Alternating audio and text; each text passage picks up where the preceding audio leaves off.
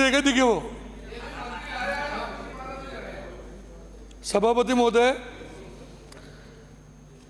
राजस्थान सरकार के परिवर्तित आय व्यय बजट 2024-25 पर आपने मुझे बोलने का मौका दिया, उसके लिए आपका बहुत बहुत आभार।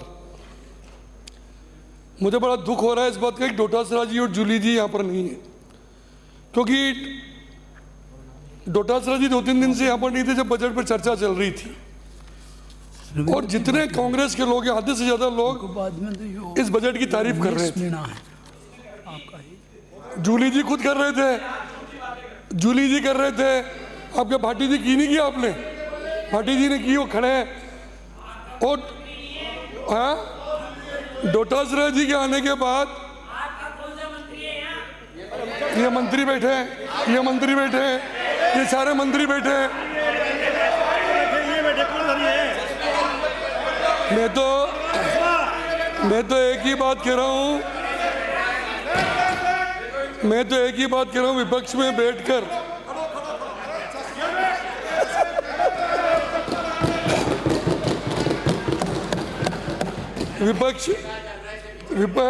विपक्ष में बैठकर ऐसे क्यों फड़फड़ाते हो? अच्छे बजट पर क्यों नहीं तालियां बजाते हो? बजाना चाहिए आपको भी ताली, और कल बजा रहे थे आप, लेकिन आज आप बदल गए। सभापति महोदय, मेरा इतना ही निवेदन है, ये आय व्यय बजट आंकड़े कई लोगों ने, मेरे पूर्व वक्ताओं ने यहाँ पर कहे, लेकिन ईमानदारी से अगर हम विचार करें तो इस देश को आज़ाद हुए 75 साल से ज़्यादा हो गए, और इस हिंदुस्तान में आप हरिमोहन जी, आप सुनना इस बात को, कांग्रेस पार्टी ने 50-55 साल तक राज हिंदुस्तान में किया है। क्या अगर कम सुनते हैं?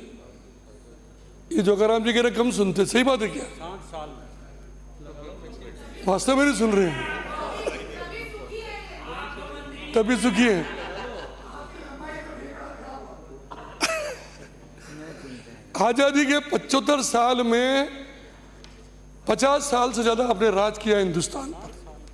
राजस्थान में पंचायत से लेकर प्रधानमंत्री तक आप था, लेकिन ईमानदारी से दिल पे हाथ रख के आप विचार करो इस बात का, हिंदुस्तान में विकास की नींव का पत्थर अगर सबसे पहले किसी ने रखा तो अटल बिहारी वाजपेयी ने रखा, जिन्होंने इस देश के विकास की शुरुआत।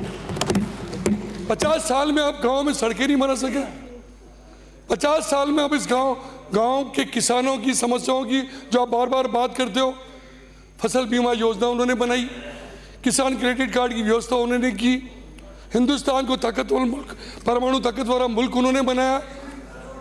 हाँ, प्रधानमंत्री था जिसने सड़कों का संचार किया, लेकिन उसके जाने के बाद में आपने 3 दिन तो मरे होगा। माननीय सदस्य है, आप नोट कर लो, आपका नेता प्रतिपक्ष नहीं है, उनको आने के बाद ना आपका नंबर आया था, बोलो। हाँ बोलिए सर। भ्रष्टाचार, आतंकवाद के अलावा दिया क्या आपने? टाइम कम दिया भाई साहब, और इतने सीनियर लोग, अगर हम टाइम कम दिया। राजस्थान की बात करें तो राजस्थान में विकास की शुरुआत अगर किसी ने की तो राजस्थान के पूर्व मुख्यमंत्री और देश के पूर्व उपराष्ट्रपति माननीय भैरव सिंह जी शेखावत ने शुरुआत की, जिन्होंने अंत्योदय योजना बनाकर राजस्थान के गांव-गांव को सड़कों से जोड़ा, जिन्होंने 12 जमीन पर लगान माफ किया, जिन्होंने पहली बार पंचायतों को सड़कों से जोड़ा। पंचायतों में मिडिल स्कूल उस समय, उसके पहले आपने नहीं खोले थे, वो भैरव सिंह जी ने खोले। उसके बाद उस विकास को आगे बढ़ाया राजस्थान की पूर्व मुख्यमंत्री वसुंधरा जी ने, जिन्होंने भामाशाह योजना बनाई, गांव-गांव में गौरवपथ बनाए, और हर पंचायत पे 10वीं का स्कूल खोला। उसके बाद दूसरे कार्यकाल में उन्होंने 12वीं तक के स्कूल खोले।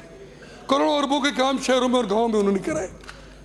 आप इस बात का विचार करो कि आज जो ये बजट यहाँ पर प्रस्तुत हुआ है, ये बजट वही बजट है जो अटल बिहारी वाजपेयी जो विकास की नींव रखी थी, भैरव सिंह जी शेखावत ने जो विकास की नींव रखी थी, जो वसुंधरा जी ने रखी थी, ये उस बजट का आगे वाला हिस्सा है। आने वाले समय में आज दावा कर रहा हूँ, अब बार बार श्रवण जी कह रहे थे ना कि 5 साल इधर ने 5 साल, अब नहीं होगा 5 साल, अब की बार भाजपा बार है हिंदुस्तान में और राजस्थान में कांग्रेस पार्टी अब नहीं आनी आपकी, क्योंकि आपने बता दिया, सही है। अशोक गहलोत जी राजस्थान के मुख्यमंत्री थे। कहाँ जा रहे हो रफीक? बैठो ना। अशोक गहलोत जी खिलाफ हो गया। अशोक गहलोत जी राजस्थान के मुख्यमंत्री थे। इस राजस्थान के लिए क्या किया उन्होंने? आप बार बार यहाँ पे कह रहे हो कि इस बजट में ऐसी चीजें हैं जो क्रियान्वित नहीं होगी, इतना बड़ा बजट बने। हाँ, आपके राजस्थान में, मैं ईमानदारी से कह रहा हूं, पूरे राजस्थान में आप ढूंढो, राजस्थान में आप ढूंढोगे एमएलए बैठे राजस्थान के सारे, 1 लाख से ज्यादा पत्थर आपके शिलान्यास के लगे हुए, जिसमें कोई योजना ही स्वीकृत नहीं हुई। ये गहलोत साहब की राज की, मेरी खुद की काउंसिल में लगे हुए 300 पत्थर। तो खाली बजट में बोलते गए। क्या बोल रहे हैं भाभी जी? बोलते गए, काम का कोई लेना देना नहीं।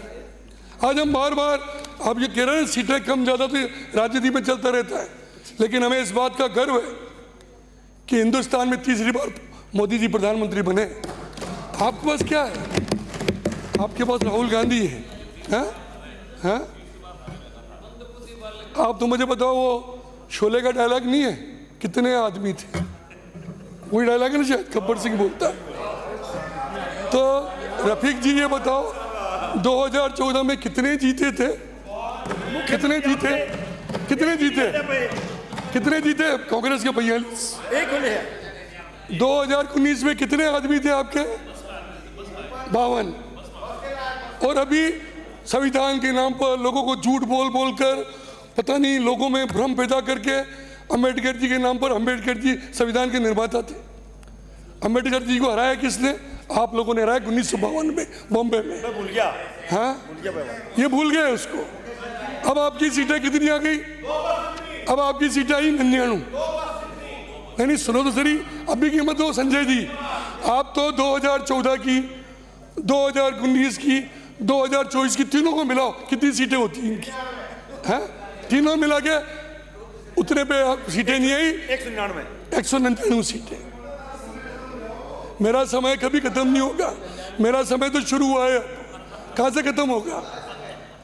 लेकिन आज, और आपको ये सीटें मिली कैसे? यूपी में सपा से गठबंधन कर लिया, वहां उद्धव ठाकरे जी मिल गए, कहीं आम आदमी पार्टी मिल गई। इन पार्टियों को मिला के आप इतना जोश खाने की जरूरत नहीं है। आज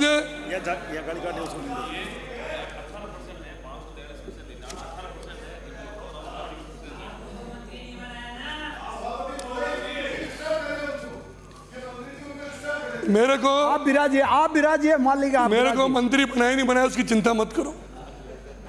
मैं चिंता इस बात की करो कि ये देश कैसे आगे बढ़ेगा, चिंता इस बात की करो राजस्थान कैसे आगे बढ़ेगा। हमारे मुख्यमंत्री भजन लाल जी शर्मा और राजस्थान की हमारी उप मुख्यमंत्री, हमारी वित्त मंत्री दिया कुमारी जी ने जो बजट दिया है ना, ये कांग्रेस को खत्म करके रख देगा, देख लेना आप। बिल्कुल, क्योंकि मुझे पता है ये पहली बार हुआ होगा इस बजट में कि कांग्रेस का एमएलए हो, चाहे ये बाप पार्टी के भी बैठे, निर्दलीय भी बैठे, यूनुस खान जी, चंद्रपान जी, जीवाराम जी, आपको कसम है, अशोक जी, आपको इस बजट में कुछ नहीं मिला? सबको मिला है। पहली बार ऐसा बजट है, पहली बार।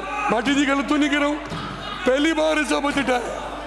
आप बोले हो, आप भाषण में बोले हो, व्हाट्सएप चलाया आपने, ये दिया है।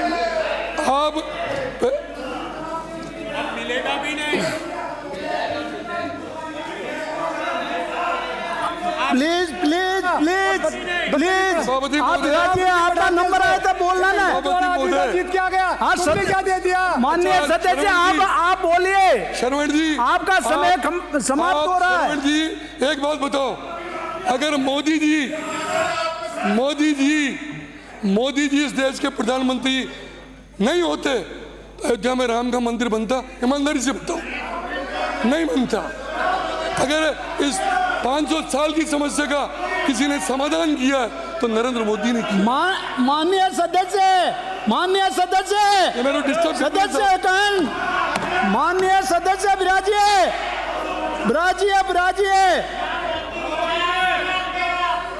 माननीय सदस्य फिर आपका बोलेंगे तब ये नहीं बोलने देंगे, फिर क्या लगेगा होगा। पर आपका जी। जो नेता प्रतिपक्ष बोलेगा ना सब बोल देंगे। शरवण जी आप विराजिए, आपका अभी- नंबर आएगा, अभी आपका नंबर आएगा तब बोल देना। अभी इन्होंने मेरी जो बात- बोला जिसको पॉइंट नोट करके। अभी माननीय अभी सदस्य फूल सिंह जी सभापति महोदय, अभी तो पहली झांकी है, मथुरा काशी बाकी है, देखे जाओ आगे क्या होगा।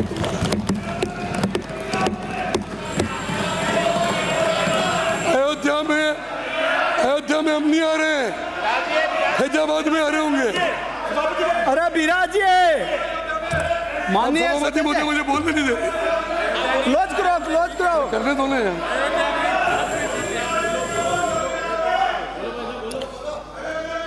आपको ध्यान है, आपको ध्यान है। अरे आप विराजिए, अयोध्या में जीते विराजिए।